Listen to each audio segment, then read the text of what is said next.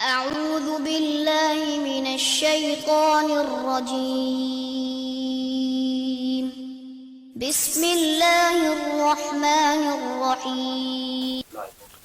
الحمد للہ رب العالمین والصلاة والسلام علی نبینا محمد وعلی آلہ وصحبہ اجمعین، اما بعد۔ سورۃ المائدہ آیت نمبر 35 اللہ رب العزت ارشاد فرماتے ہیں، یا ایھا الذین آمنوا اتقوا اللہ وابتغوا الیہ الوسیلہ وجاہدوا فی سبیلہ لعلکم تفلحون۔ یا ایھا الذین آمنوا، اے وہ لوگو جو ایمان لائے ہیں، اور آسان الفاظ میں ہم کیا کہتے ہیں؟ اے ایمان والو۔ اتقوا اللہ، تم اللہ تعالیٰ سے ڈرو، وابتغوا، اور تم ڈھونڈو، تلاش کرو، طلب کرو، تم ڈھونڈو الیہ، اس کی طرف، الوسیلہ، وسیلہ، قرب یا ذریعہ قرب، وجاہدو، اور تم جہاد کرو، فی سبیلہ، اس کے راستے میں، لعلکم تفلحون، تاکہ تم فلاح پا جاؤ، تاکہ تم کامیابی پا جاؤ۔ اس آیت میں اللہ رب العزت نے ایمان والوں کو مخاطب کیا ہے اور کہا ہے کہ اے ایمان والو۔ اللہ رب العزت جب کسی آیت کے آغاز میں ایمان والوں کو یوں مخاطب کرے کہ اے ایمان والو، تو اس کا مطلب یہ ہوتا ہے کہ اس کے بعد جو حکم آ رہا ہے اسے ماننا، اس کی تعمیل کرنا، اس میں اللہ کی اطاعت کرنا، یہ تمہارے ایمان کا تقاضا ہے۔ اگر تم واقعی اللہ پہ ایمان رکھتے ہو تو اللہ کا یہ حکم مانو، اگر تمہارا واقعی آخرت پہ ایمان ہے تو پھر یہ حکم مانو، ورنہ روز آخر تمہارا حساب ہوگا، تمہیں سزا ملے گی۔ تو اے ایمان والو، ایمان کس چیز پہ؟ ہر اس چیز پہ جس پہ ایمان لانا واجب اور ضروری ہے، اور وہ چیزیں جن پہ ایمان لانا واجب اور ضروری ہے وہ 6 زیادہ اہمیت رکھتی ہیں، کیونکہ انہیں ایمان کے ارکان کہا جاتا ہے، ایمان کے پلرز کہا جاتا ہے۔ اللہ پہ ایمان، اللہ کے فرشتوں پہ ایمان، اللہ کے رسولوں پہ ایمان، اللہ کی طرف سے نازل ہونے والی کتابوں پہ ایمان، آخرت پہ ایمان، اور تقدیر پہ ایمان۔ اور اسی طرح ہر اس چیز پہ ایمان لانا ہوگا جو اللہ اور اللہ کے رسول بتا دیں علیہ الصلاۃ والسلام، ان چیزوں کا تعلق ماضی سے ہو یا مستقبل سے۔ مثال کے طور پہ آدم علیہ السلام جب پیدا ہوئے تو اللہ نے حکم دیا فرشتوں کو کہ انہیں سجدہ کریں۔ اب یہ چیزیں اللہ نے بتائی ہیں اور ہم پہ واجب ہے کہ ہم ان چیزوں پہ ایمان لائیں۔ ایسے ہی قیامت کے قریب کیا ہوگا؟ دجال کا ظہور، امام مہدی کا آنا، عیسیٰ علیہ السلام کا نزول، یہ ساری چیزیں جو ہیں ان پہ ایمان لانا واجب ہے۔ تو یا ایھا الذین آمنوا، اے ایمان والو، اتقوا اللہ، اللہ سے ڈرو، تقوی اختیار کرو۔ تقوی کسے کہتے ہیں؟ جس چیز کا حکم دیا گیا اس پہ عمل کرنا، اور جن چیزوں سے منع کیا گیا ان سے دور رہنا، یہ تقوی ہے۔ اور اگر تقوی اور بر کا لفظ ایک ساتھ آئیں، تقوی اور بر کا لفظ ایک ساتھ آئیں تو پھر کیا ہوگا؟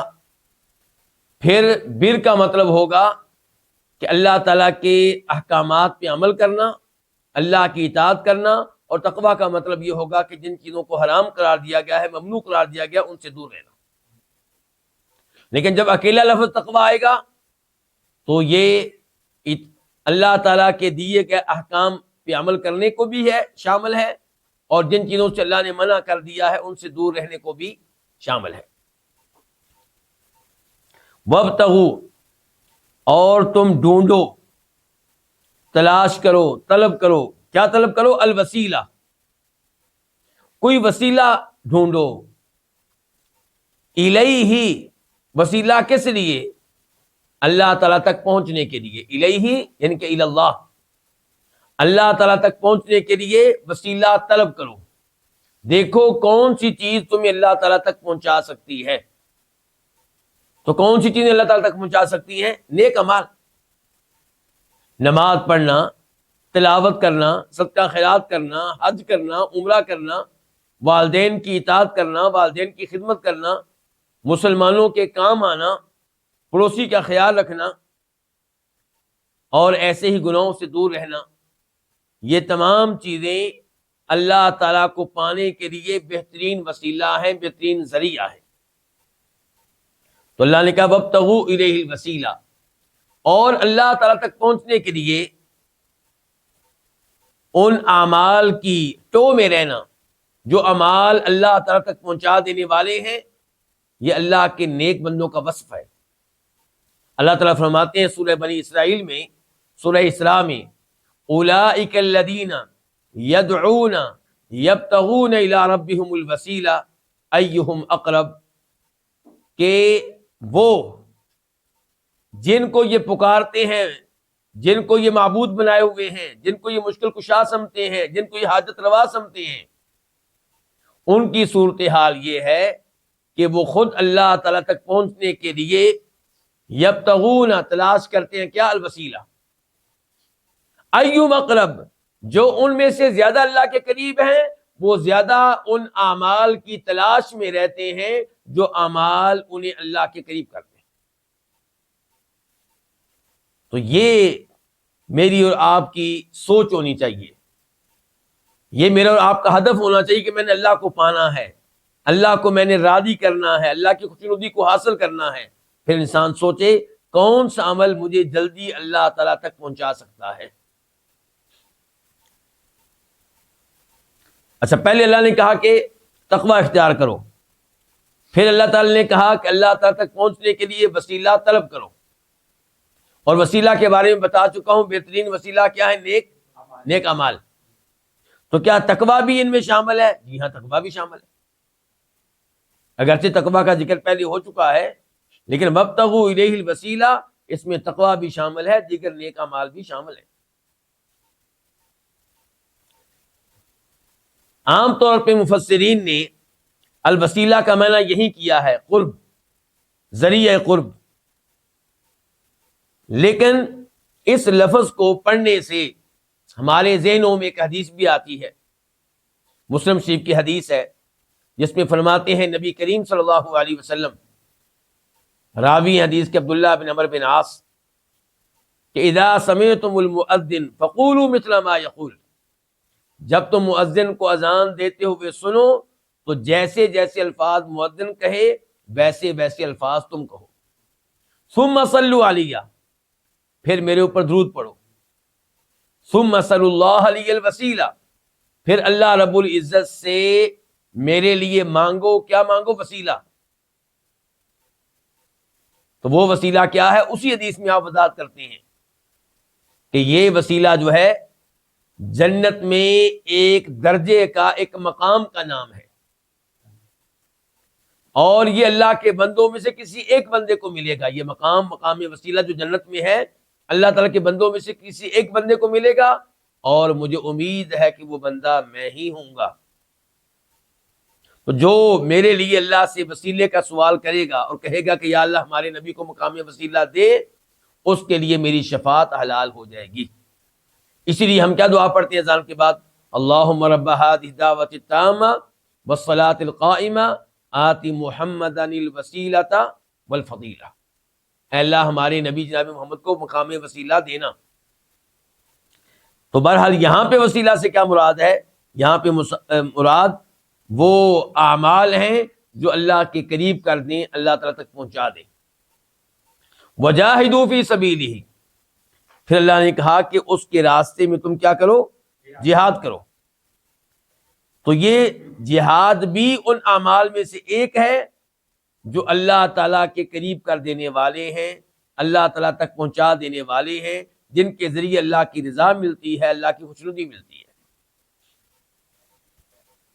یہاں پہ مشہور و معروف تابعی اور مفسر امام قتادہ بن دعامہ سدوسی کا قول آپ کے سامنے رکھنا چاہوں گا، جسے امام طبری صحیح سند کے ساتھ روایت کرتے ہیں.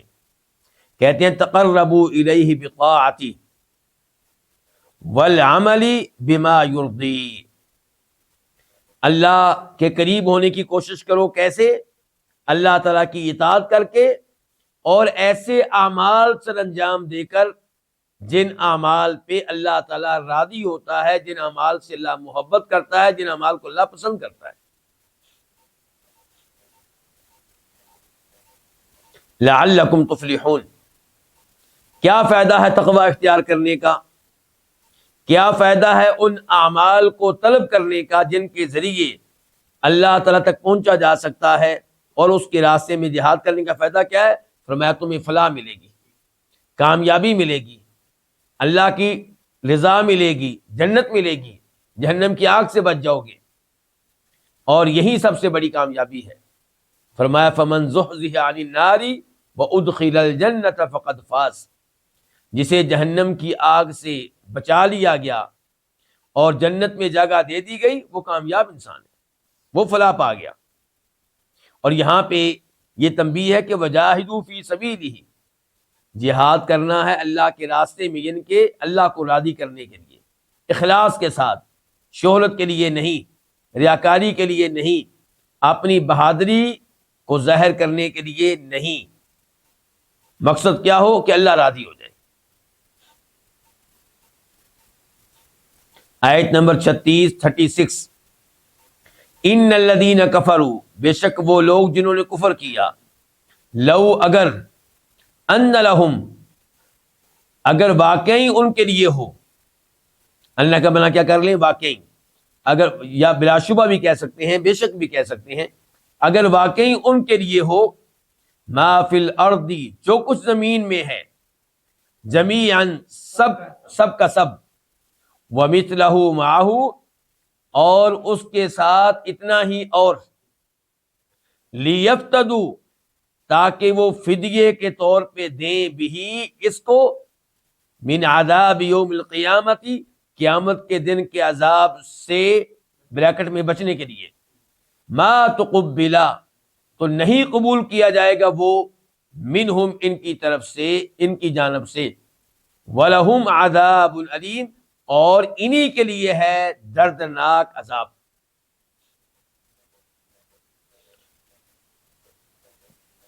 آیت نمبر 35 میں اللہ نے مخاطب کیا تھا کن کو؟ ایمان والوں کو۔ اب اللہ تعالیٰ تذکرہ کر رہے ہیں کن کا؟ کفار کا۔ اور یہ اللہ تعالیٰ کا تذکرہ کرنا کہ کفار کے ساتھ کیا کچھ ہونے والا ہے، اس میں وارننگ ہے ان کفار کے لیے جو قرآن کی اس آیت کو سنتے ہیں، کہ وہ ڈر جائیں، سنبھل جائیں، ایمان لے آئیں، کفر و شرک چھوڑ دیں۔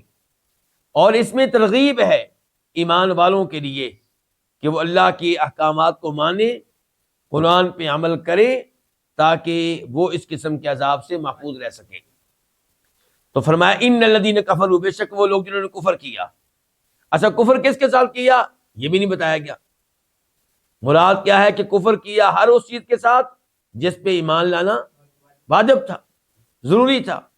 مثال کے طور پہ کوئی کہتا ہے کہ میں نہیں مانتا کہ قیامت واقع ہوگی، کافر ہو گیا۔ کوئی کہتا ہے کہ میں نہیں مانتا کہ مردوں کو دوبارہ زندہ کیا جائے گا، کافر ہو گیا۔ کوئی کہتا ہے میں نہیں مانتا کہ یہ جن کو نبی کہا جاتا ہے یہ اللہ نے بھیجے تھے، اللہ نے مقرر کیا تھا، کافر ہو گیا۔ کوئی کہتا ہے میں قرآن کو اللہ کا کلام نہیں مانتا، کافر ہو گیا۔ کوئی کہتا ہے میں نماز کو فرض اور واجب نہیں سمجھتا اگرچہ میں پڑھتا ہوں، کافر ہو گیا۔ تو ہر اس چیز پہ ایمان لانا ہوگا، ہر وہ چیز تسلیم کرنی ہوگی، ماننی ہوگی جو اللہ کے رسول نے بتا دی علیہ الصلوۃ والسلام۔ تو بے شک وہ لوگ جنہوں نے کفر کیا، یعنی کہ اسلام قبول نہیں کیا، ایمان لے کر نہیں آئے، لو ان لہم، اگر بے شک لہم ان کے لیے ہو، یعنی کہ ان کی ملکیت میں ہو، لہم لام کس کے لیے ہوگا؟ تملیک کے لیے، کہ اگر بے شک ان کے لیے ہو، یعنی کہ ان کی ملکیت میں ہو کیا؟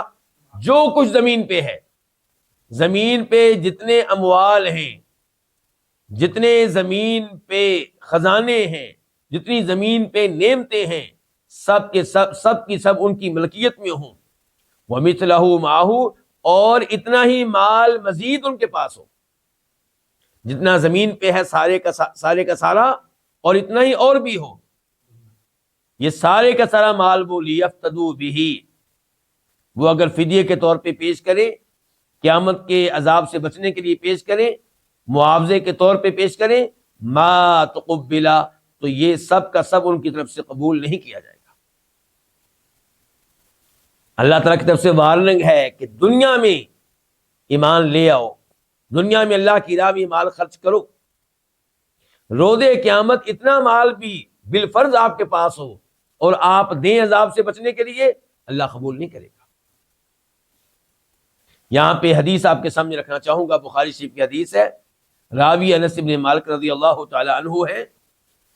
اس حدیث کا معنی و مفہوم یہ ہے کہ اللہ تعالیٰ اس آدمی سے کہیں گے جو جہنم میں ہوگا اور جہنم میں اسے سب سے ہلکا عذاب مل رہا ہوگا، اللہ تعالیٰ اس سے کہیں گے کہ اگر زمین کے سارے خزانے تمہاری ملکیت میں دے دیے جائیں تو کیا یہ سارا مال بطور فدیہ پیش کرنے کے لیے تیار ہو تاکہ تمہیں عذاب سے نجات مل جائے؟ وہ کہے گا بالکل۔ تو اللہ تعالیٰ کہیں گے میں نے تم سے بہت ہلکا مطالبہ کیا تھا، میں نے تو صرف یہ مطالبہ کیا تھا کہ میرے ساتھ کسی اور کو شریک نہیں کرنا، تو نے میرے اس مطالبے کو پورا نہیں کیا، اس مطالبے کو نہیں مانا، اپنے شرک پہ اڑا رہا، یعنی کہ اب تجھے عذاب سے کوئی چیز بچا نہیں سکے گی۔ تو اس لیے جنت میں جانے کے لیے توحید اختیار کرنا نہایت ضروری ہے، شرک سے اور کفریات سے بچنا نہایت ضروری ہے۔ ہر ایک کو چاہیے کہ اپنے ایمان کی فکر کرے، اپنے بچوں کے ایمان کی فکر کرے۔ اس آیت میں وَمِثْلَهُ مَعَهُ، مثلہ کی ضمیر کدھر جا رہی ہے؟ ماں کی طرف، لفظ ماں کی طرف، یعنی کہ ما فی الارض جمیعا، کہ اس کی ملکیت میں وہ سارا مال ہو جو زمین کے اوپر ہے، وَمِثْلَهُ، اور اس جتنا، اس جیسا، معہو اس کے ساتھ مزید بھی ہو۔ اچھا، یہ سارا مال کس لیے ہو؟ لیفتدوا، تاکہ وہ بطور معاوضہ دیں، بطور فدیہ دیں، بہی، اس کو، کس کو؟ یعنی کہ یہ بہی کی ہی ضمیر جا رہی ہے ما فی الارض جمیعا ومثلہ معہ کی طرف، یعنی کہ یہ سارا مال جو ذکر ہوا ہے، جس کا تذکرہ کیا گیا ہے، یہ سارے کا سارا وہ مال دے دیں فدیے کے طور پہ قیامت کے دن کے عذاب سے بچنے کے لیے، ما تقبلا، تو یہ قبول نہیں کیا جائے گا، منہم، ان کی طرف سے، ولہم، اور انہی لوگوں کے لیے ہے، عذاب علیم، ایک دردناک عذاب، علیم، دردناک۔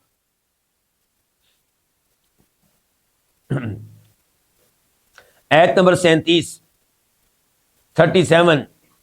یریدون، وہ چاہیں گے، ان یخرجو، کہ وہ نکلیں، من الناری، اس آگ سے، جہنم کی آگ سے، وما ہم، واو حالیہ ہے، جبکہ، واو کا معنی ہم کیا کریں گے؟ جبکہ، ما ہم، وہ ما ہم بخارجین، وہ ہرگز نہیں نکلنے والے ہوں گے، منہا، اس آگ سے، اس جہنم سے۔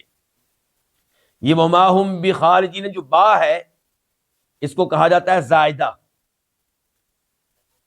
لیکن معنی کے لحاظ سے زائد نہیں ہے، فضول چیز نہیں ہے۔ قرآن کریم میں کوئی چیز فضول نہیں ہو سکتی، زائد نہیں ہو سکتی، لیکن وہ گرامر میں ترکیب کے دوران اس کو کہا جاتا ہے زائدہ، لیکن معنی کے لحاظ سے کس لیے آئی ہے؟ تاکید کے لیے، یعنی کہ ماں جو پہلے آیا ہے اس کے معنی کو پختہ کرنے کے لیے۔ ماں کا معنی کیا تھا؟ نہیں، اب با کی وجہ سے ہم معنی کیا کر رہے ہیں؟ وہ ہرگز نہیں نکلنے والے ہوں گے، منہا، اس آگ سے، وہ اس آگ سے کبھی نہیں نکل سکیں گے، بالکل نہیں نکل سکیں گے۔ وَلَهُمْ، اور انہی کے لیے ہوگا، عذاب، ایک ایسا عذاب، مقیم، جو ہمیشہ رہنے والا ہوگا۔ اس آیت کا گزشتہ آیت کے ساتھ کیا تعلق ہے؟ گزشتہ آیت میں تذکرہ کیا گیا اس عذاب کا جو کفار کو ملنے والا ہے، اور اس آیت میں، آیت نمبر 37 میں، 37 میں اللہ تعالیٰ کہہ رہے ہیں کہ عذاب میں ان کی صورتحال یہ ہوگی کہ وہ چاہیں گے کہ ہم اس آگ سے نکلیں، اس عذاب سے نکلیں، اس سے ہمیں نجات ملے، لیکن اللہ تعالیٰ کہتے ہیں وہ بالکل نہیں نکل سکیں گے، ہرگز نہیں نکل سکیں گے۔ ان کے لیے یہ عذاب ہے ہمیشہ ہمیشہ رہنے والا۔ تو اس سے پتا چلا کہ جہنمی چاہیں گے کہ ہم جہنم سے نکلیں لیکن نکل نہیں سکیں گے۔ اس آیت کو دلیل بنایا معتزلہ نے اپنے اس عقیدے کے حق میں کہ جو کبیرہ گناہوں کا ارتکاب کرنے والا ہوگا وہ بھی کافروں کی طرح جہنم میں جائے گا، اور یہ کہ وہ جہنم سے کبھی بھی نکل نہیں سکے گا، یہ نہیں ہو سکے گا کہ ایک دن نکل کے جنت میں آ جائے، وہ ہمیشہ ہمیشہ جہنم میں رہے گا۔ اور خوارج کا بھی یہی عقیدہ ہے کہ کبیرہ گناہوں کا ارتکاب کرنے والا، چوری کرنے والا اگر چوری سے توبہ کیے بغیر فوت ہو گیا، سود لینے والا سود سے توبہ کیے بغیر فوت ہو گیا، کوئی بھی کبیرہ گناہ اس کا ارتکاب کرنے والا توبہ کیے بغیر فوت ہو گیا تو وہ ہمیشہ ہمیشہ کے لیے جہنم میں رہے گا، کبھی بھی جہنم سے نکل نہیں سکے گا۔ یہ عقیدہ کن کا ہے؟ معتزلہ کا اور خوارج کا۔ فرق یہ ہے کہ خوارج اس کو کافر کہتے ہیں اور معتزلی کہتے ہیں کہ ہم اس کو کافر نہیں کہتے لیکن وہ مسلمان بھی نہیں ہے، اسلام سے نکل گیا ہے، کفر میں بھی داخل نہیں ہوا۔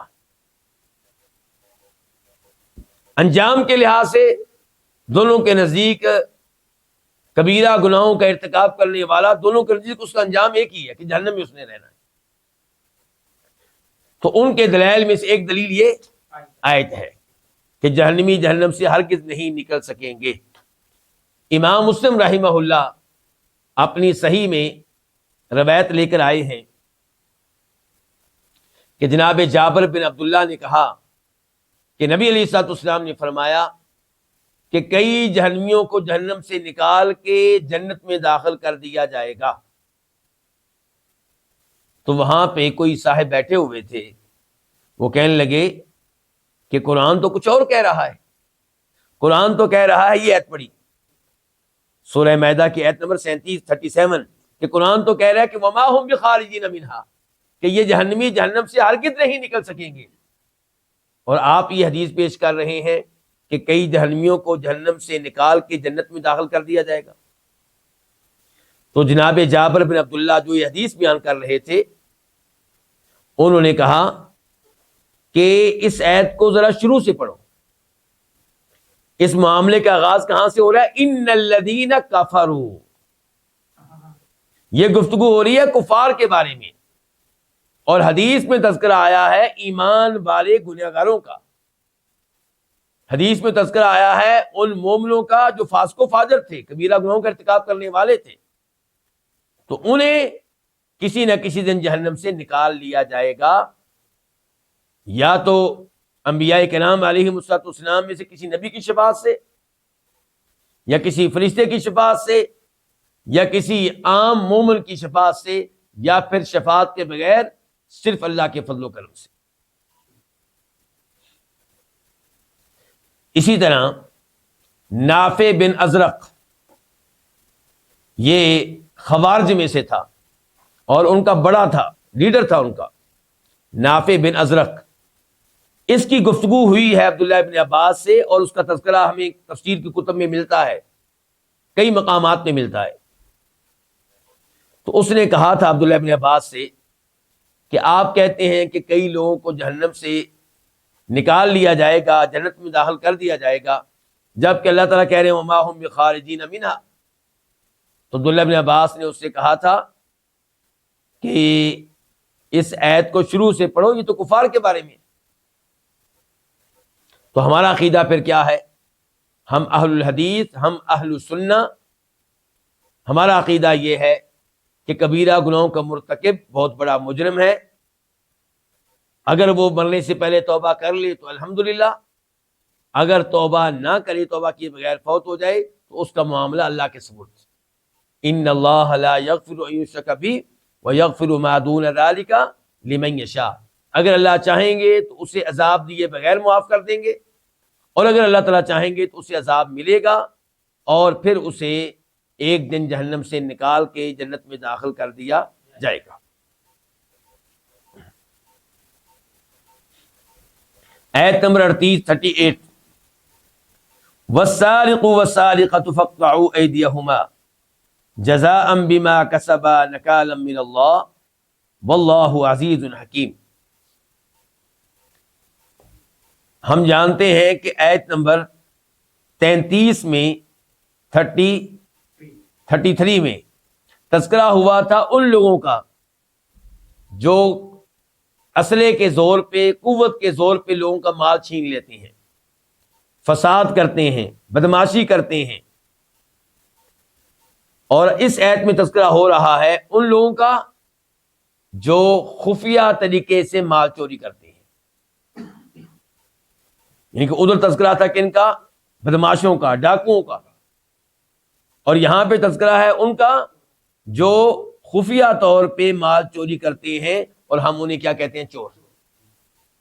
تو اللہ تعالیٰ فرما رہے ہیں والسارق والسارقۃ، اور جو چوری کرنے والا ہو، جو کس کا ترجمہ میں کر رہا ہوں، یہ جو الف لام ہے سارق کے اوپر، یہ الذی کے معنی میں ہے،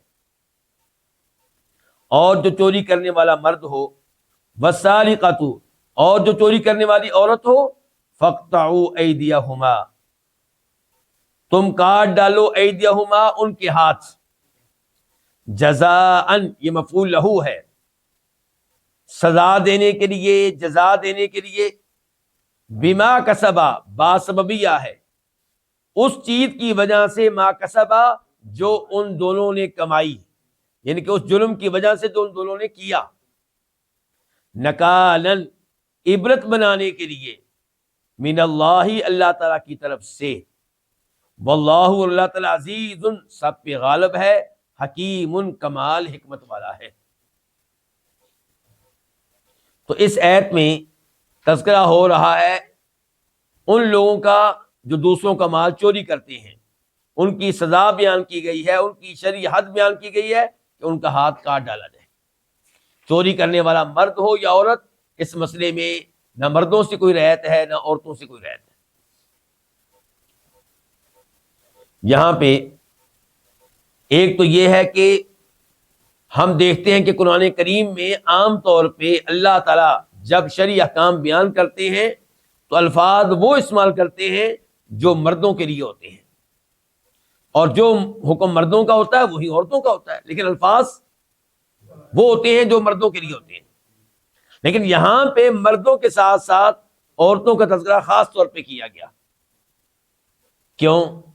اس معاملے کا مزید اہتمام کرنے کے لیے، مزید اس معاملے میں خبردار کرنے کے لیے کہ ہاتھ کاٹنے کے معاملے میں کسی عورت سے بھی رعایت نہیں کی جائے گی، چوری کرنے والا کوئی بھی ہو۔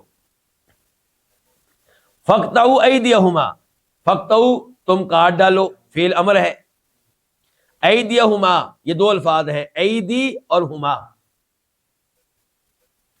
ہما وہ دونوں، وہ کون دونوں؟ چوری کرنے والا مرد ہو یا عورت، ان دونوں کے ہاتھ۔ تو ایدی جو لفظ ہے یہ یدن کی جمع ہے، یدن کس کو کہتے ہیں؟ ایک ہاتھ کو، ایدی کئی ہاتھوں کو۔ اچھا، چوری کرنے والا ایک مرد ہو، چوری کرنے والی ایک عورت ہو، تو دونوں کے وہ ہاتھ جو کاٹے جائیں گے کتنے بنے؟ دو بنے۔ لیکن جو الفاظ آئے ہیں فاقطعوا ایدیہما، یہ تو جمع کے، اس سے یوں لگتا ہے کہ جیسے ہاتھ دو نہیں بلکہ تین یا تین سے زیادہ ہیں۔ تو ایسا کیوں؟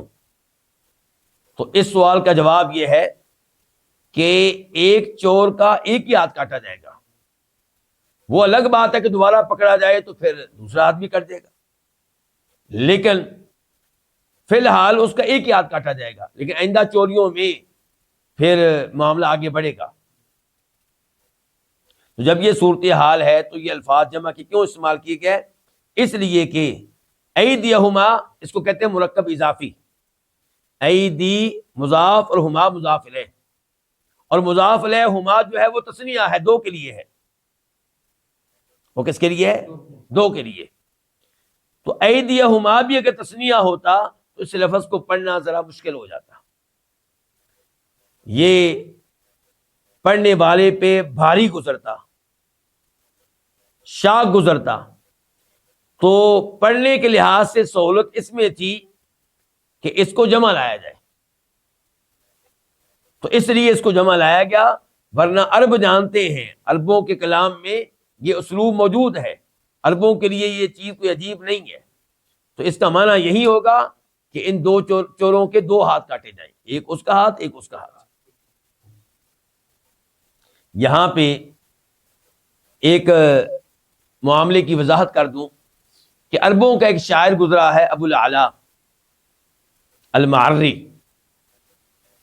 اس نے اس حکم پہ اعتراض کیا، حالانکہ اللہ کے حکم پہ کسی کو بھی اعتراض نہیں کرنا چاہیے۔ اللہ کے حکم پہ اعتراض کا مطلب ہے کہ آپ مسلمان نہیں، آپ کافر ہیں۔ اللہ کے حکم پہ اعتراض اللہ کے غضب کو دعوت دینے کے مترادف ہے۔ میری اور آپ کی حیثیت کیا ہے کہ ہم اللہ کے حکم پہ اعتراض کریں؟ لیکن اس نے اعتراض کر دیا۔ اعتراض یہ کیا کہ اگر کوئی انسان دوسرے کا ہاتھ کاٹ ڈالے تو شریعت اسلامیہ یہ کہتی ہے کہ بدلے میں اس کا بھی ہاتھ کاٹا جائے گا، اور اگر معاملہ ہاتھ کاٹنے کی بجائے چلا جائے معاوضے کی طرف، دیت کی طرف، تو دیت کیا ہوگی؟ 50 اونٹ، 50 اونٹ، ہر انگلی کے بدلے میں 10 اونٹ۔ تو ایک ہاتھ کی قیمت شریعت نے کیا لگائی؟ 50 اونٹ۔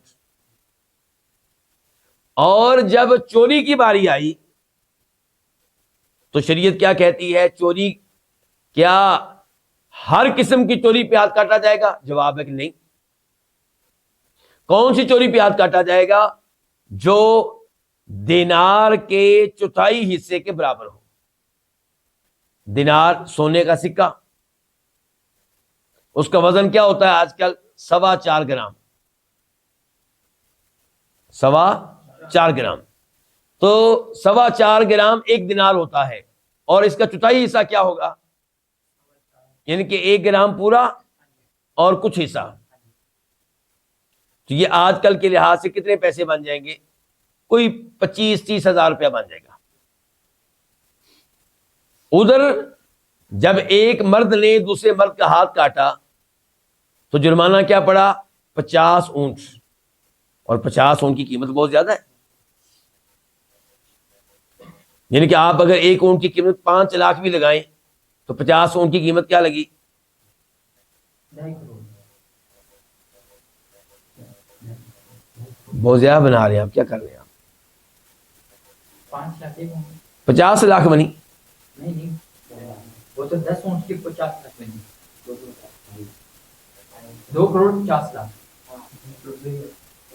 2.5 کروڑ بنی۔ چلیں بہرحال، یعنی کہ اگر 1 اونٹ کی قیمت کیا لگائی جائے؟ 5 لاکھ لگائی جائے۔ چلیں آپ آدھی کر دیں اس کی، 1 کروڑ۔ تو بہرحال 1 کروڑ سے اوپر معاملہ گیا، یعنی کہ ایک طرف 1 کروڑ کے اوپر ہاتھ کی قیمت کیا بن گئی؟ گویا کہ 1 کروڑ روپیہ، 50 اونٹ۔ اور ایک طرف کہا جا رہا ہے کہ اگر کسی نے 30,000 روپیہ چوری کیا ہے تو اس کے اوپر اس کا ہاتھ کاٹ ڈالو۔ تو شریعت کا وہ بھی حکم ہے، اسی شریعت کا یہ بھی حکم ہے۔ تو شریعت کے ان دو احکام میں تضاد ہوا، ٹکراؤ ہوا۔ یہ اعتراض کیا اس شاعر نے، تو اس کا جواب علماء کرام نے کیا دیا کہ جب یہ ہاتھ خیانت کرنے والا نہیں تھا اور ظلم و زیادتی کر کے اس کو کاٹ دیا گیا تو اس کی قیمت بہت زیادہ تھی۔ کیا قیمت تھی؟ 50 اونٹ، 1 کروڑ پیسے زیادہ۔ لیکن جب اس نے چوری کی، خیانت کی، برا کام کیا تو اس کی قیمت گر گئی۔ اب اس کی وہ حیثیت نہیں رہی جو پہلے تھی۔ اب 25-30 ہزار روپیہ چوری کرنے پہ بھی اس کو کاٹ دیا جائے گا۔ دوسرے لفظوں میں آپ یہ بھی کہہ سکتے ہیں کہ ادھر 50 اونٹ مقرر کیے گئے انسان کے ہاتھ کی حفاظت کرنے کے لیے، تاکہ کوئی کسی کا ہاتھ کاٹنے کی جرت نہ کرے۔ اس کو پتا ہونا چاہیے کہ اگر میں نے ہاتھ کاٹا تو میرے اوپر اتنا بھاری جرمانہ پڑے گا۔ اور جب چوری کی گئی تو پھر ہاتھ کو کاٹ دیا گیا لوگوں کے مال کی حفاظت کرنے کے لیے، تاکہ چوروں کو معلوم ہو جائے کہ ہم نے کسی کا مال چوری کیا تو ہمارا ہاتھ کاٹ ڈالا جائے گا۔ ادھر اللہ نے حفاظت کی انسان کے ہاتھ کی، ادھر اللہ نے حفاظت کی انسان کے مال کی۔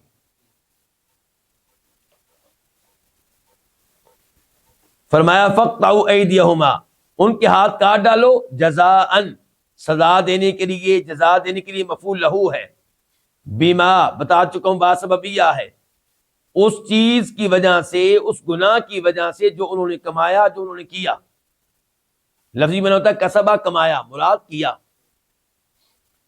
نکالن عبرت بنانے کے لیے، یعنی کہ یہ سزا کیوں دی جا رہی ہے، ہاتھ کیوں کاٹ دینے ہیں، تاکہ یہ چور عبرت بن جائے، باقی لوگ اس کو دیکھ کے عبرت حاصل کریں، سبق حاصل کریں، کانوں کو ہاتھ لگائیں، توبہ کریں کہ ہم نے چوری نہیں کرنی. یہ عبرت کون بنا رہا ہے اس چور کو؟ من اللہ، اللہ تعالی. علماء کرام اس آیت کی تفسیر میں لکھتے ہیں کہ اسلامی قانون کتنا شاندار ہے.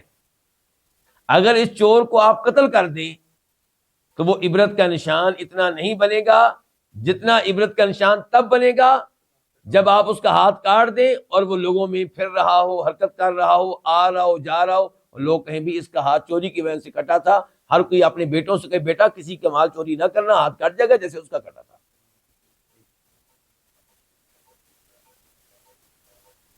واللہ عزیز الحکیم، اور اللہ ہر چیز پہ غالب ہے. اللہ نے حکم دے دیا ہے اور اللہ تعالیٰ کے اس حکم کو ماننا ہوگا. حکیم، لیکن کسی کے ذہن میں یہ نہ آئے کہ اللہ تعالیٰ کا یہ حکم، اس کے پیچھے صرف اللہ کی طاقت ہے، اللہ کا غلبہ ہے، فائدہ اس کا کوئی نہیں ہے، یا یہ ظلم پہ مبنی ہے. نہیں، اللہ نے کہا حکیم، میں جو بھی حکم دیتا ہوں اس کے پیچھے بڑی حکمتیں ہوتی ہیں.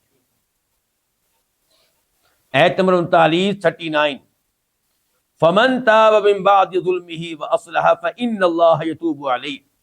فمن تاب، پس جو توبہ کر لے، من بعد ظلمہ، اپنے ظلم کے بعد، واصلح، اور اصلاح کر لے، یعنی کہ اپنی اصلاح کر لے.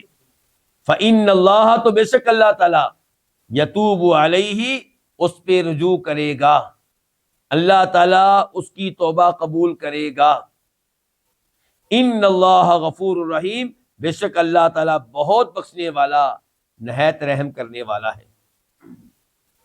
اللہ کے نام کتنے عظیم ہیں، اور دیکھتے جائیں ہر آیت کے آخر میں اللہ کا عام طور پہ نام آتا ہے، اور اس نام کی بڑی مناسبت ہوتی ہے، بڑا تعلق ہوتا ہے اس چیز سے جو پہلے ذکر کی گئی ہوتی ہے. پچھلی آیت میں کہا گیا کہ اللہ عزیز اور حکیم ہے، اور اس آیت میں کہا گیا کہ اللہ غفور اور رحیم ہے. تو یہاں پہ توبہ کا تذکرہ کیا گیا ہے. وہ چور جس کا ہاتھ کاٹ دیا گیا ہے، اگر وہ توبہ کر لے، شرمندہ ہو اپنی اس حرکت پہ، اور اللہ سے وعدہ کرے کہ میں ایسی حرکت نہیں کروں گا، تو اللہ تعالیٰ اس کی توبہ قبول فرما لیں گے، اور اللہ تعالیٰ اس کے اس گناہ کو بخش دیں گے، اللہ تعالیٰ اس پہ رحم فرمائیں گے. یہاں پہ سوال اٹھے گا، سوال پہلے نمبر پہ یہ اٹھے گا کہ کیا توبہ کر لینے سے توبہ کر لینے کی وجہ سے چور ہاتھ کٹوانے کی سزا سے بچ جائے گا؟ جواب یہ کہ نہیں. ہاتھ کاٹنے کی سزا اس سے ملے گی، لیکن خوشخبری یہ دی گئی ہے کہ اگر توبہ کر لے تو اس کے گناہ معاف ہو جائیں گے، اور یہ بہت بڑی بشارت ہے. اسی طرح چور کا معاملہ جب عدالت میں پہنچ گیا، قاضی کے پاس پہنچ گیا، جج کے پاس پہنچ گیا، تو اب وہ معاف کر دے جس کا مال چوری کیا گیا تھا، تو اب معاف کرنے کا فائدہ نہیں ہوگا. معاف کر لینے سے تو یہ تو ممکن ہے کہ عدالت کہے ٹھیک ہے کہ اب چور کو یہ مال واپس نہیں کرنا پڑے گا، لیکن ہاتھ کٹ کے رہے گا. البتہ عدالت میں معاملہ جانے سے پہلے آپ معاف کر دیں تو ٹھیک ہے، آپ کا حق ہے، آپ معاف کر سکتے ہیں. یا چور نے چوری کی اور کسی کو پتہ ہی نہیں چلا کہ چور کون ہے، اور اس نے پھر اللہ سے معافی مانگ لی، اللہ سے توبہ کر لی، تو ہاتھ کاٹنے سے بچ جائے گا. البتہ اس کے ذمے یہ ہوگا کہ وہ مال جو چوری کیا تھا وہ اس کو واپس کرے جس کی چوری کی تھی. اچھا، جس کا مال چوری ہوا ہے وہ معاف بھی کر دے تو ہاتھ کٹے گا، ہاتھ کٹنے سے یہ چور بچ نہیں سکے گا. اس کی دلیل کیا ہے؟ اس کی دلیل ابن ماجہ کی حدیث ہے. کہ نبی علیہ الصلوۃ والسلام کے پاس ایک چور لایا گیا، اس نے ایک چادر چوری کی تھی، تو آپ نے حکم دیا کہ اس کا ہاتھ کاٹ دیا جائے۔ اب وہ شخص جس کا مال چوری ہوا تھا، جس کی چادر چوری ہوئی تھی، اس نے کہا اللہ کے رسول میرا یہ مقصد نہیں تھا، یعنی کہ میرا یہ مقصد نہیں تھا کہ اس کا ہاتھ ہی کاٹ دیا جائے، میں یہ چادر اس پہ صدقہ کر رہا ہوں۔ تو آپ علیہ الصلوۃ والسلام نے کہا کہ میرے پاس اس کیس کو لانے سے پہلے تو نے اس چادر کو صدقہ کیوں نہیں کر دیا، یعنی کہ اب ہاتھ کٹے گا۔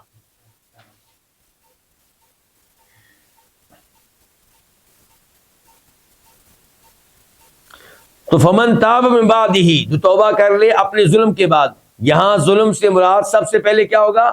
وہ ظلم جس کا بھی تذکرہ ہوا ہے، وہ کیا؟ چوری، یعنی کہ جو چوری کے بعد توبہ کر لے اور اپنی اصلاح کر لے تو خوشخبری یہ ہے کہ اللہ تعالیٰ اس کی توبہ قبول فرمائیں گے، بے شک اللہ تعالیٰ بہت بخشنے والے نہایت مہربان ہیں۔ آیت نمبر 40 الم تعلم، کیا تو نے نہیں جانا، کیا تجھے معلوم نہیں ہے؟ یہ حمزہ استفہام کے لیے ہے، اور لم کا معنی کیا؟ نہیں۔ کیا آپ کو یہ بات معلوم نہیں ہے؟ کون سی بات جو آگے آ رہی ہے؟ کیا آپ کو یہ بات معلوم نہیں ہے؟ ان اللہ، کہ بے شک اللہ تعالی، لہو، اسی کے لیے ہے، ملک السماوات والارض، آسمانوں اور زمین کی بادشاہت، آسمانوں زمین کی سلطنت، آسمانوں زمین کی ملکیت، یعنی کہ آسمانوں زمین کی ایک ایک چیز کا مالک وہی ہے۔ یعذب، وہ عذاب دیتا ہے، من یشاء، جسے چاہتا ہے، ویغفر، اور بخش دیتا ہے، لمن یشاء، جسے چاہتا ہے، واللہ، اور اللہ تعالیٰ، علی کل شیء، ہر چیز پہ، قدیر، کامل قدرت رکھنے والا ہے، خوب قدرت رکھنے والا ہے۔ اس آیت کا کیا تعلق ہے ان آیات سے جو پہلے ہم نے پڑھی ہیں؟ ان آیات، اس آیت کا گزشتہ آیات سے کے ساتھ تعلق یہ ہے کہ اللہ تعالی ہر چیز کا مالک ہے اور ہر چیز اللہ کی مملوک ہے، سو وہ جو چاہے آرڈر دے، جسے چاہے عذاب دے، جسے چاہے بخش دے، یہ اس کی مرضی ہے، اسے کوئی پوچھنے والا نہیں ہے۔ لیکن ہر بار میں یہ بھی آپ کو بتاتا ہوں، خبردار کرتا ہوں کہ اللہ تعالیٰ جو کچھ کرتا ہے اس کے پیچھے اللہ کا علم ہوتا ہے، اس کے پیچھے اللہ کی حکمتیں ہوتی ہیں۔ وہ کئی دفعہ وہ حکمتیں ہماری سمجھ میں آتی ہیں اور کئی دفعہ ہماری سمجھ میں نہیں آتی۔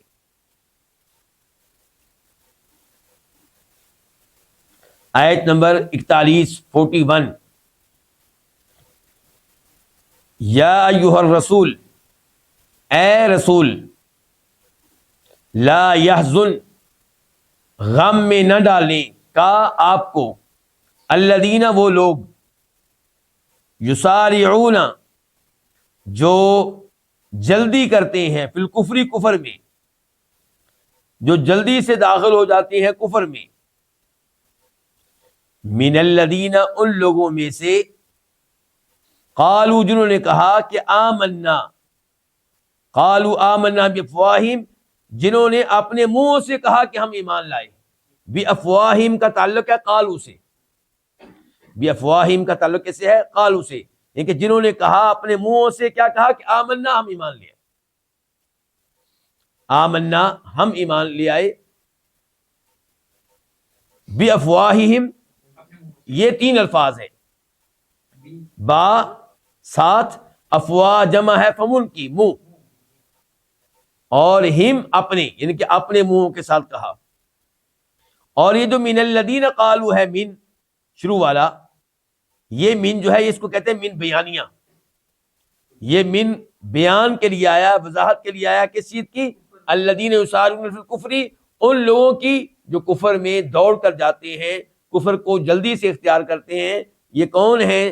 فرمایا یہ وہ لوگ ہیں جنہوں نے اپنے منہ سے کہا کہ ہم ایمان لے آئے، ولم تؤمن قلوبہم، واو حالیہ ہے، جبکہ لم نہیں، تؤمن ایمان لائے، قلوبہم ان کے دل، قلوبہم 2 لفظ ہیں، قلوب اور ہم، قلوب جمع کس کی؟ قلب ان کی، کس کو کہتے ہیں؟ دل کو۔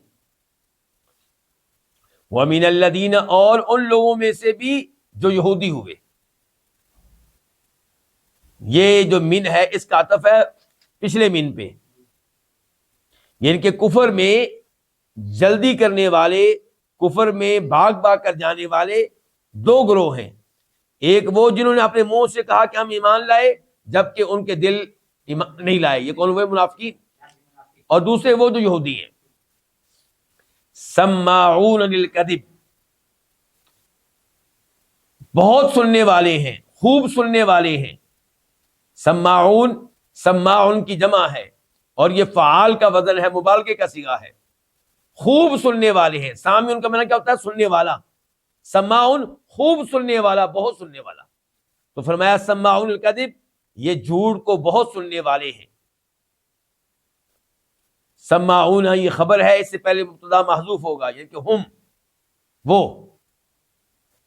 یہ ایسی ہے جیسے آپ اردو میں کہتے ہیں، میں پوچھوں گا آپ کا نام کیا ہے، آپ کہیں گے اسماعیل، جبکہ پورا جملہ کیا ہے؟ میرا نام اسماعیل ہے. تو سماعون الکذب وہ جھوٹ کو خوب سننے والے ہیں. سماعون خوب سننے والے ہیں، لقوم ان لوگوں کے لیے، ان لوگوں کی خاطر، آخرین جو اور ہیں، یعنی کہ دوسرے لوگوں کی خاطر خوب سننے والے ہیں. لم یاتو کا جو آپ کے پاس نہیں آئے، یہ دوسرے لوگ آپ کے پاس نہیں آئے. یحرفون جو بدل دیتے ہیں، پھیر دیتے ہیں. یحرفون بدل ڈالتے ہیں، بدل دیتے ہیں، پھیرتے ہیں. الکلمہ کلام کو، کس کے کلام کو؟ اللہ کے کلام کو.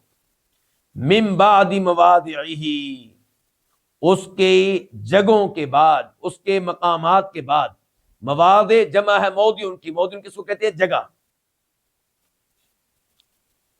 یقولون وہ کہتے ہیں، ان اگر اوتیتم ھذا تمہیں دی جائے ھذا یہ چیز، فخذوہ پس تم اسے لے لو. فخذو یہ بھی تین الفاظ ہیں، فا پس خذو خود کی جمع ہے، لے لو ہو اسے، پس تم لے لو اسے. وَإِن لَّمْ اور اگر نہ تُؤْتَوْهُ تمہیں دی جائے ہو وہ چیز، فاحذروا پس تم ڈرو، تم بچو، یعنی کہ تم دور رہو. وَمَن يُرِدِ اللَّهُ فِتْنَتَهُ اور اللہ تعالی جس کو گمراہ کرنے کا ارادہ کر لے، جس کو فتنے میں ڈالنے کا ارادہ کر لے. وَمَن يُرِد یہ اصل میں یرید تھا، دال کے اوپر کیا تھا؟ سکون، جزم، لیکن دال کے نیچے کسرہ آیا ہے، زیر آئی ہے آگے ملانے کی وجہ سے. تو اللہ تعالی فتنہ سے مراد کیا ہے؟ فتنہ میں ڈالنا، گمراہ کرنا. اور اللہ تعالی جس کی گمراہی کا ارادہ کر لے، فلن تملک لہ بس آپ ہرگز نہیں اختیار رکھیں گے، آپ ہرگز مالک نہیں ہوں گے، لہو اس کے لیے، من اللہ اللہ کی طرف سے، شیئن کسی بھی چیز کے. اولئک الذین یہی وہ لوگ ہیں کہ لم یرد اللہ اللہ نے نہیں ارادہ کیا، اللہ نے نہیں چاہا، ان یطہرا کہ وہ پاک کرے، قلوبہم ان کے دلوں کو، لہم انہی کے لیے، فی الدنیا دنیا میں، خزیٌ رسوائی ہے، ولہم اور انہی کے لیے، فی الآخرۃ آخرت میں، عذاب عظیم ایک عظیم عذاب ہے. یہ تھی لمبی آیت نمبر 41 41. اب ہم آتے ہیں اس کی تفسیر کی طرف. تفسیر کا آغاز کرنے سے پہلے میں اس کا سبب نزول بتانا چاہوں گا کہ یہ آیت کس مناسبت سے نازل ہوئی. سبب نزول جس کو شان نزول بھی کہتے ہیں. مسلم شریف کی حدیث ہے، راوی ہیں براء بن عازب رضی اللہ تعالی عنہ. حدیث کا معنی و مفہوم یہ ہے کہ نبی علیہ الصلوۃ والسلام کے قریب سے یہودی گزرے اور ان کے ساتھ ایک آدمی تھا جس کے چہرے کو انہوں نے سیاہ کر رکھا تھا اور اسے کوڑے مار چکے تھے. تو آپ علیہ الصلوۃ والسلام نے ان لوگوں کو بلا لیا، پوچھا کیا مسئلہ ہے. بتانے لگے کہ اس نے زنا کیا ہے، بدکاری کی ہے، اس لیے ہم نے اس کو کوڑے مارے ہیں اور اس کے چہرے کو سیاہ کر دیا ہے، کالا کر دیا ہے۔ تو آپ علیہ الصلوۃ والسلام نے کہا کہ تم میں سے کوئی عالم ہے؟ آپ نے ان کے ایک عالم کو بلا لیا، اس سے پوچھا کہ تورات میں اس کے لیے کیا سزا ہے جو شادی شدہ ہونے کے باوجود زنا کرے، بدکاری کرے؟ تو اس نے کہا یہی سزا ہے جو ہم نے اس کو دی ہے۔ تو نبی علیہ الصلوۃ والسلام نے اسے قسم دی، کہا کہ میں تمہیں اس اللہ کی قسم دیتا ہوں جس نے موسیٰ علیہ السلام پہ تورات نازل کی ہے، سچ بتاؤ کہ تورات میں اس کی کیا سزا ہے جو شادی شدہ ہونے کے باوجود زنا کرے، بدکاری کرے۔ اس نے کہا کہ اب آپ نے مجھے بہت بڑی قسم دے دی ہے تو اب مجھے سچ بتانا پڑے گا، حق بتانا پڑے گا۔ تو صحیح بات یہ ہے کہ تورات میں سزا تو یہی ہے کہ اس کو سنسار کیا جائے، پتھر مار مار کر ہلاک کر دیا جائے۔ لیکن ہمارے ہاں کیا ہوتا تھا، ہمارے معاشرے کے معزز لوگ کثرت سے یہ گناہ کرتے تھے تو ہم ان کو سزا نہیں دیتے تھے، اور جب کوئی غریب آدمی، کمزور آدمی یہ حرکت کرتا تو ہم اس کو سنسار کر دیتے تھے۔ پھر ہمیں ایک فیصلہ کرنا پڑا، اور وہ یہ کہ ہم یہ نہ دیکھیں کون طاقتور ہے، کون کمزور ہے، کون با اثر ہے اور کون غریب ہے، سب کے لیے ایک سزا مقرر کر دیتے ہیں۔ تو ہم نے کہا کہ آئندہ ہم زنا کرنے والے کو سزا یہ دیں گے کہ اسے کوڑے مارے جائیں گے اور اس کے چہرے کو سیاہ کر دیا جائے گا، کالا کر دیا جائے گا۔ تو نبی علیہ الصلوۃ والسلام نے پھر حکم دیا کہ اس آدمی کو سنسار کیا جائے، اس کو سنسار کر دیا گیا۔ تو اس موقع پہ اللہ نے یہ آیت نازل کی، یا ایھا الرسول لا يحزنك الذين يسارعون في الكفر من الذين قالوا آمنا بافواہہم۔ کیونکہ کیا ہوا یہ کہ ان لوگوں نے کہا کہ جب محمد کے پاس جاؤ علیہ الصلوۃ والسلام کوئی کیس لے کر، تو اگر وہ فیصلہ کرے ایسا جو ہمارے فیصلے سے نرم ہو تو لے لو، مثال، یا ہمارے فیصلے جیسا ہو تو تب بھی لے لو، پھر فیصلہ ان سے لے لو۔ مثال کے طور پہ فیصلہ یہ آئے کہ زنا کرنے والے کے چہرے کو سیاہ کیا جائے گا، کوڑے مارے جائیں گے، تو ایسا حکم لے لو۔ اور اگر فیصلہ کو اور آئے، مثال کے طور پہ یہ کہ سنسار کر دیا جائے، تو ایسا فیصلہ قبول نہیں کرنا۔ اب دیکھیے، یا ایھا الرسول، اے رسول، لا یحزن، آپ کو غم میں نہ ڈالیں، الذین، یہ فاعل ہے لا یحزن کا، کون غم میں نہ ڈالیں؟ الذین، وہ لوگ، یسارعون، جو جلدی کرتے ہیں، جو دوڑ کر جاتے ہیں، جلدی کرتے ہیں فی الکفر، کس میں؟ کفر میں، ان کفر میں داخل ہونے کے معاملے میں بڑی جلدی کرتے ہیں۔ من الذین، یہ بتا چکا ہوں، من بیانیہ ہے، یہ بیان ہے پچھلے الذین کا کہ کفر میں جلدی کرنے والے کون؟ جواب آیا من الذین، یہ ان لوگوں میں سے ہیں کہ جنہوں نے اپنے منہ کے ساتھ کہا کہ آمنا، ہم ایمان لا چکے، ولم، جبکہ لم تؤمن، نہیں ایمان لائے ان کے دل۔ یہ کون ہوئے؟ منافقین، جو اوپر اوپر سے کلمہ پڑھتے تھے، اپنے آپ کو مسلمان کہتے تھے، لیکن دل میں ایمان موجود نہیں تھا بلکہ کفر تھا۔ وَمِنَ الَّذِينَ، اور یہ ان لوگوں میں سے ہیں جنہوں نے کیا کہا، اور یہ ان لوگوں میں سے ہیں جو یہودی ہو گئے، یعنی کہ کفر کے لیے محنت کرنے والے، کفر کی طرف بھاگ بھاگ کر جانے والے، آپ ان کی حرکتیں دیکھ کر پریشان نہ ہوں۔ اور یہ دو طرح کے لوگ ہیں، نمبر ایک منافقین اور نمبر دو یہودی۔ سماعون للکذب، جھوٹ کو یہ لوگ خوب سننے والے ہیں۔ کیا مطلب اس کا؟ یعنی کہ اپنے علماء سے جھوٹ سننا انہیں بڑا اچھا لگتا ہے۔ جب ان کے علماء باطل بیان کرتے ہیں، غلط باتیں بیان کرتے ہیں، تو وہ بڑے غور سے سنتے ہیں، بڑے دھیان سے سنتے ہیں، بڑے ان سے متاثر ہوتے ہیں۔ سماعون لقوم آخرین، یہ خوب سننے والے ہیں ان لوگوں کی خاطر، آخرین، جو دوسرے ہیں۔ مراد یہ کہ ان کے لیے جاسوسی کرنے والے ہیں، نبی علیہ السلام کی باتیں سنتے ہیں، ان تک پہنچاتے ہیں، جن تک پہنچاتے ہیں وہ یہاں پہ موجود نہیں ہے۔ سماعون، یہ خوب سننے والے ہیں، لقوم آخرین، ایک اور قوم کے لیے، لم یاتوک، جو آپ کے پاس نہیں آئے، یعنی کہ جو آپ کی مجلس میں حاضر نہیں ہوئے۔ یحرفون الکلمہ، جو تحریف کر دیتے ہیں، جو پھیر دیتے ہیں، جو بدل ڈالتے ہیں الکریمہ کلام کو، کس کے کلام کو؟ اللہ کے کلام کو، ان کے تورات میں جو اللہ کا کلام ہے اس کو تبدیل کر دیتے ہیں، جیسا کہ ابھی آپ نے دیکھا من بعد مواضعہ، اس کے مقامات کے بعد، اس کی جگہوں کے بعد، یعنی کہ اللہ نے کلام نازل کیا اور اس کلام کو اللہ تعالیٰ نے واضح کر دیا کہ اس کا مطلب کیا ہے، اس کا مفہوم کیا ہے، اس کے اوپر عمل کیسے کرنا ہے، ساری باتیں بیان کر دی گئیں۔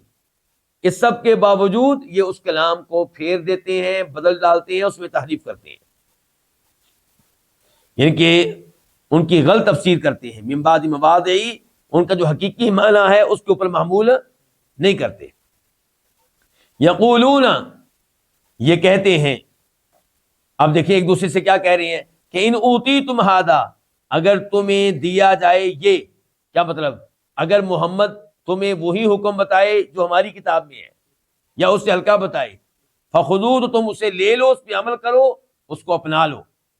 وَإِن لَّمْ تُؤْتَوْهُ، اور اگر تمہیں نہ دیا جائے وہ کیا، وہ حکم جو ہماری کتاب میں ہے، اگر وہ نہ دیا جائے بلکہ سنسار کرنے کا حکم دیا جائے، فاحذروا، تو پھر تم بچو، پھر تم ڈرو، پھر محمد کا حکم نہیں لینا، اسے قبول نہیں کرنا، اس پہ عمل نہیں کرنا۔ اللہ نے کہا یہ تو گمراہی ہے، یہ گمراہی ہے کہ نہیں ہے؟ یعنی کہ نبی علیہ الصلوۃ والسلام کا حکم تب لینا ہے جب ان کے اپنے حق میں ہو، جب ان کا فائدہ ہو، جب اس میں تخفیف ہو، جب اس میں نرمی ہو، جب سختی ہو نہیں لینا، یعنی کہ یہ نہیں دیکھنا کہ اللہ کیا چاہتا ہے، بس اپنی خواہش کے مطابق۔ تو اللہ نے کہا کہ یہ پھر گمراہی پہ چل رہے ہیں نا، تو فرمایا جس کو گمراہ کرنے کا اللہ ارادہ کر لے تو آپ اے اللہ کے نبی علیہ السلام ہرگز مالک نہیں ہیں، اس کے لیے اللہ کے سامنے کسی بھی چیز کے آپ اس کو اللہ سے بچا نہیں سکتے۔ پھر اولئک الذین، یہی وہ لوگ ہیں کہ اللہ نے نہیں چاہا کہ ان کے دلوں کو پاک کرے، کس چیز سے؟ کفر سے پاک کرے، منافقت سے پاک کرے۔ اللہ کو یہ لوگ پسند نہیں آئے۔ آپ مسلمانوں خوش نصیب ہو کہ اللہ نے آپ کو چن لیا اور آپ کو کفر سے محفوظ رکھا، منافقت سے محفوظ رکھا، اور یہ وہ بدبخت بد نصیب ہیں کہ اللہ کو پسند نہیں آئے، اللہ نے نہیں چاہا کہ ان کے دلوں کو پاک کرے۔ لہم فی الدنیا، انہی کے لیے دنیا میں رسوائی ہے۔ دنیا میں رسوائی کیسے ہے؟ مثال کے طور پہ منافقین کا نفاق ظاہر ہو گیا، اور جو یہودی تھے ان کی تحریف ظاہر ہو گئی، پتہ چل گیا دنیا کو کہ حق کو چھپاتے ہیں۔ وَلَهُمْ، اور انہی کے لیے آخرت میں عذاب عظیم، ایک عظیم عذاب ہے۔ چونکہ آپ کا وقت کافی ہو چکا ہے اس لیے یہیں پہ رکتے ہیں۔ اللہ رب العزت سے دعا کرتا ہوں کہ اللہ تعالیٰ ہمیں قرآن کریم سے ایمانوں میں سمجھنے کی توفیق عنایت فرمائے، اور اللہ تعالیٰ قرآنی مجالس میں ہمارا دل لگا دے، قرآن کے ساتھ ہمارے دلوں کو آباد کر دے، قرآن کو ہمارے دلوں کی بہار بنا دے۔ وآخر دعوانا الحمدللہ رب العالمین۔